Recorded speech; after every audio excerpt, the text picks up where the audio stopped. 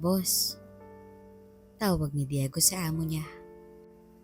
Natinignan lang siya nito. Bumalik po yung mga tao natin.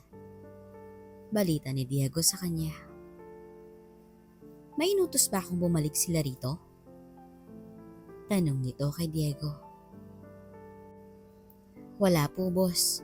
Pero dinarag po sila ng mga tambay dun sa lugar. Kaya sila umalis. Ano? May magandang balita man lang ba silang may bibigay sa akin? Tanong niya kay Diego. Habang nagugupit ito ng tuyong dahon sa rose garden niya.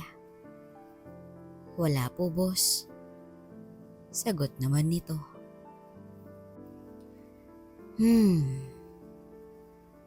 Dinig ni Diego galing sa amo niya na nakuha niya ang inuutos nito. Masusunod po, boss.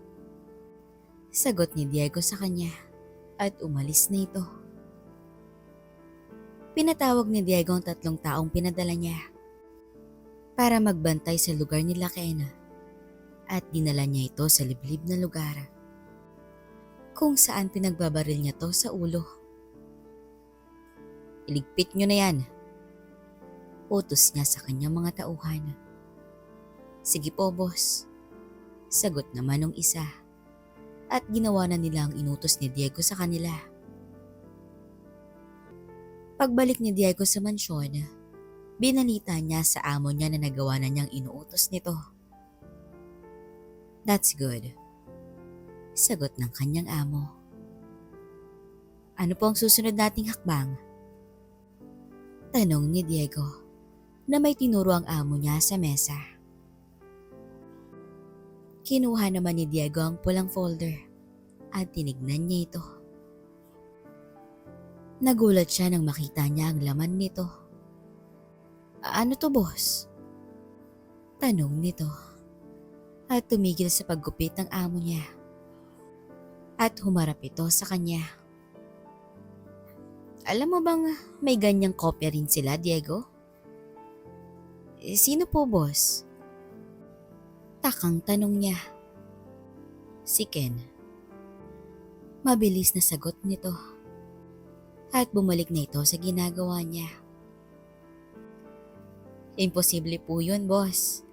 Matapos ang insidente noon, sinunog ko na ang lahat ng files na to. Kasama na yung nag-uugnay nyo. Hindi niya na tinuloy pa ang kanyang sinasabi nang itinaas na ng amo niya ang kamay niya para tumigil siya. Kung ganon, paano sila nakakuha ng kopya kung sinunog mo nga ang lahat? Mahinahon na tanong ng amo niya habang kinakabahan naman si Diego.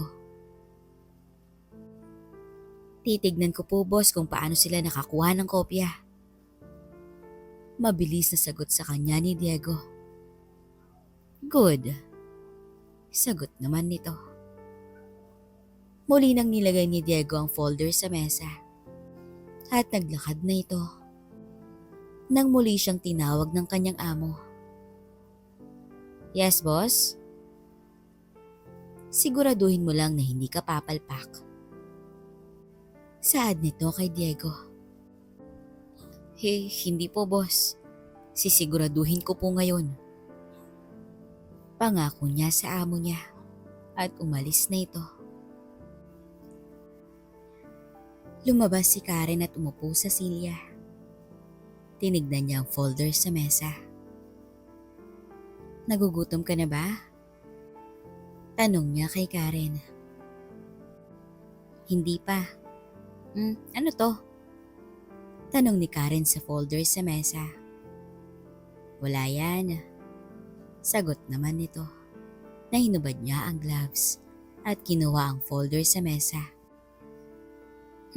Bakit may litrato ko? Tanong ni Karen. Nanginitian siya nito at sinabing, wala nga to. Isang parte ng kahapon na dapat nang mawala. Sagot niya kay Karen at hinulog niya ito sa sinunog niyang tuyong dahon. At pareho nilang tinignan itong nasusunog. kahapon na hindi na nila kailangan pang makita. Saad nito at niyakap siya ni Karen. Kenneth! Tumigil sa katatakbo at umarap ka sa akin. Pagsisigaw ni Mama. Nung hinabol ako nito ng walis. Nalaman kasi niya na hindi ako umuwi kagabi. At ngayon, pinaghampas niya ako. At paikot-ikot kami ngayon kay Pinky. Ma, tumigil ka na. Sad ko sa kanya na hindi pa rin ako tinitigilan kahit inuubo na ito. Aida, tama na yan. Sigaw ni Papa sa kanya pero hindi pa rin ito tumitigil. Walang iyang bata ka? Matapos na nangyari sa pamilya mo? Nakuha mo pang humindot ng ibang babae? Hindi kita pinalaki para sundin mo ang ugali ng lolo mo, Kenneth. Sigaw sa akin ni Mama. Alam ko yun, Ma. Kung ano man ang mangyari, kasalanan ko na yun. Ako na ang haharap nun. Rason ko sa kanya na hindi ako pinapakinggan. Hanggang sa pinigilan na siya ni Papa at nakita kong naluluha na si Mama. Namuho kang bata ka. Pinagbabaril na nga kayo at ang mga apo ko. Tapos ito pa ang gagawin mo habang nasa ibang bansa ang pamilya mo? Huwag kang tumulad sa lolo mo. Pangalan lang niya ang dala mo, hindi ang pagkatao niya. Galit na saad ni Mama sa akin. Napayuko na lang ako at nahiya sa nagawa ko. Tama na yan, Aida. Pumasok ka na sa loob. Sige na. Rudy! Sige na. Pinapawisan ka na oh. Sige na, pumasok ka na sa loob at magpalit ka na ng damit. Ako nang bahala sa kanya. Saad ni Papa sa kanya at tumigil na si Mama. Binato nito ang walis tingting sa gilid ng bakod at pumasok sa bahay. Ken, tawag sa akin ni Papa na pinasa sa akin ang susi ng jeep at siya nang nagbukas ng gate. Nilabas ko yung jeep niya at matapos maisara ang gate, sumakay na siya. At umalis na kami. Alam mo na kung saan tayo pupunta. Saad ni Papa sa akin. Natumango lang ako. At tahimik lang kaming dalawa nung nasa daan na kami. Patungo sa destinasyon namin. Dumaan muna kami sa tindahan. Si Papa na ang bumaba habang naghihintay lang ako sa jeep niya. Pagbalik nito ay umalis na kami at niliko ko ang jeep niya. At dumiretso na kami sa patutunguhan namin. Linggo din noon nung umaga nung huling dumalaw kami sa puntod ni Lolo. At sa ganito ding pangyayari na pinagalitan ako ni Mama. Dahil dun sa insidenteng muntik na akong mapatay. Kaya dinala ko ni Papa rito. Nilinis namin ang puntod ni Lolo dahil napupuno na ito ng basura, pati ng mga damo. Naupo ako sa may lapida niya, habang si Papa naman ay naupo sa kabila na kaharap namin ito. Hindi nagsalita si Papa habang nakatingin lang ito sa pangalan ni Lolo. Pa, umpisa ko. Sorry po. Dagdag ko. Naniyuko ko ang ulo ko. Ay, ang tanging naisagot sa akin ni Papa. Natahimik kaming dalawa. Dahil alam ko na alam na niya na may nangyari sa amin kagabi ni Emma. Alam mo, naalala ko noon. Sa tuwing dinadala ka ng lolo mo para mamasyal kayo, kinakabahan na ako. Kwento ni Papa sa akin. Ewan ko ba? May tiwala ako sa Papa ko pero hindi pa rin mawala sa isipan ko na baka may masamang mangyari sa inyo. Dagdag nito na pinatong niya ang isang kamay niya sa balikat ko at sinabing, masamang damo kasi ang lolo mo, Ken. Nakangiting saad ni Papa sa akin na napangiti na rin ako. Mahal na mahal ko ang lolo mo kahit na ilang beses. Napatigil si Papa at napansin ko na naluhan na rin ito. Ilang beses na namin siyang hinatid sa ospital dahil sa katigasan niya ng ulo na wag nang uminom pero ayaw pa ring tumigil. Pero alam mo, mahal na mahal ko pa rin yun.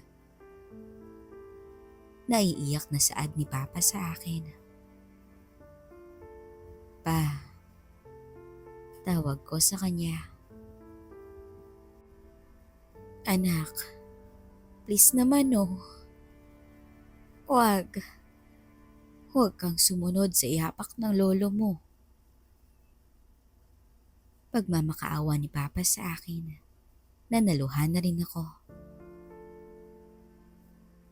Namatay si Papa na wala ako sa tabi niya. Nung gabing nakita kitang duguan at wala nang malay. Akala ko mawawala ka na rin sa akin, anak.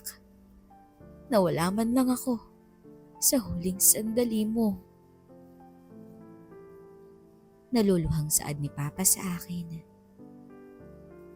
Pa, naluluhan na rin ako sa sinabi niya. Ayokong unahan mo ko, anak.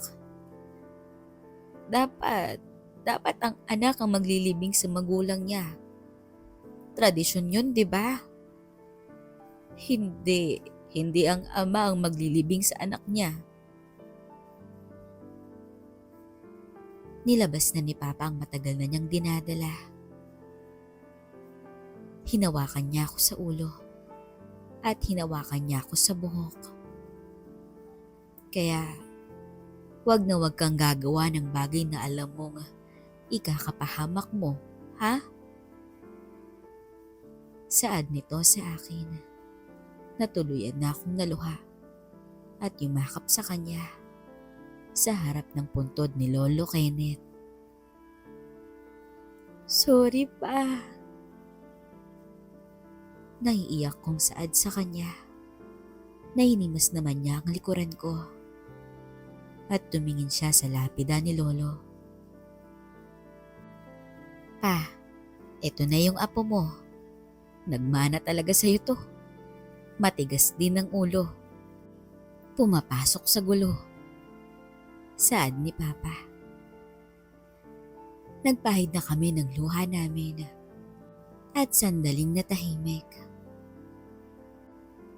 Pasensya ka na pa kung matigas ang ulo ko minsan, ha? Minsan? Biro nito na natawa kami pareho. Kaya ka nga palaging pinapagalitan ng mama mo? Nakangiting saad ni Papa sa akin. Pero anak, kahit man lang sandali, isipin mo naman kami. Diba pamilya tayo? Tanong nito sa akin na napatingin ako sa kanya. Oo naman pa. Sagot ko sa kanya. Ayoko man isipin pero huwag kang sumunod sa yapak ng lolo mo, ha? Paalala nito sa akin. Opo pa. Sagot ko sa kanya. Tumingin si Papa sa lapida ni Lolo. Nawala ang lolo mo habang malayo ako sa kanya. Pinadala ako sa probinsya nung na-assign ako sa isang kaso. Kwento ni Papa. Anong kaso nun, Pa? Tanong ko sa kanya. Yun yung isang pamilya na pinasok ng mga magnanakaw.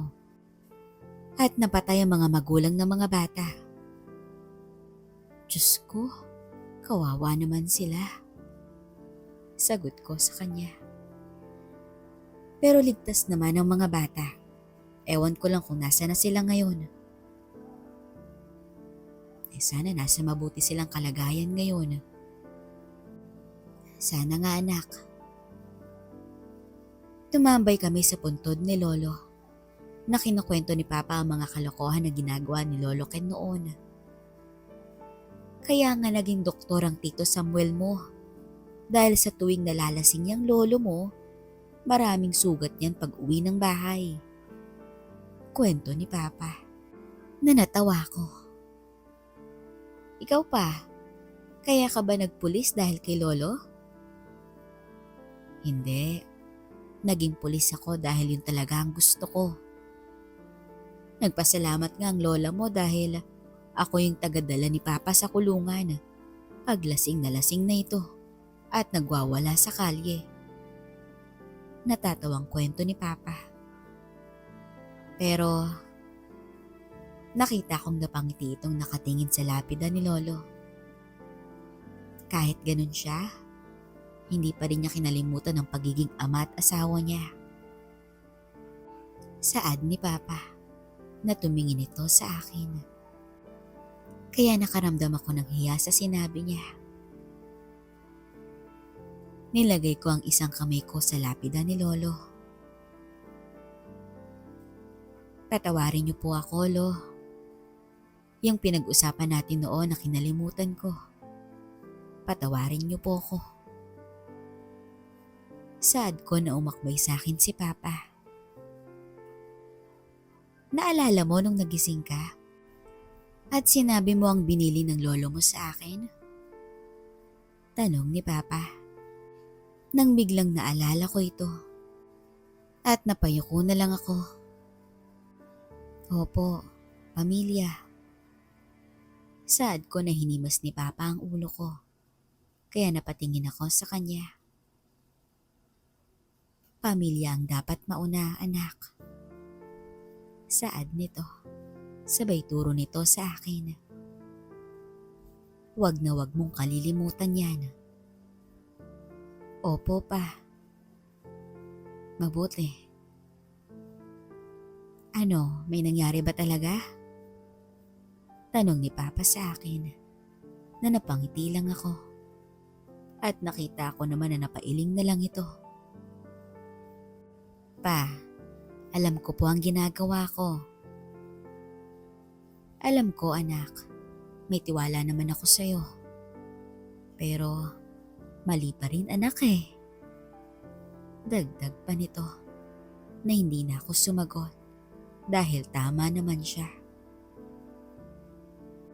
Ayokong konsintihin ka sa nagawa mo. Pero sana yun na ang huli. Payo niya sa akin. Opo pa. Pinigilan ko na nga lang si Dominic kagabi dahil alam ko magsasalita tayo nung nagpaalam kayo. Pansin ko po. Sagot ko. Muli akong inakbayan ni Papa nung tumayo na kami. Ano anak? Anong ano po pa? Takang tanong ko sa kanya. Katulad ba nung in-expect mo noon ang nangyari sa inyo kagabi? Pilyong tanong ni Papa sa akin na natawa na lang ako. Nakuha mo pang itanong sa akin yan pa ha? Sa harap pa ng puntod ni Lolo? Natatawang saad ko sa kanya.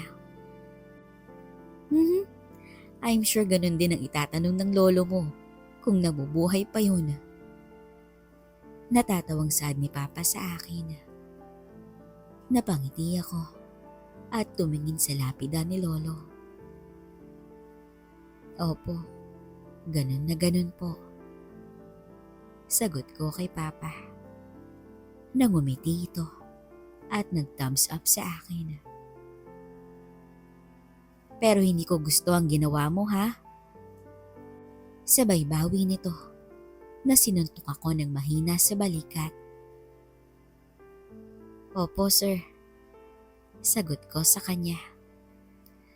Nag-alay kami ng dasal sa puntod ni Lolo at hinintay naming maubos ang isang kandila bago kami umalis para umuwi na ng bahay.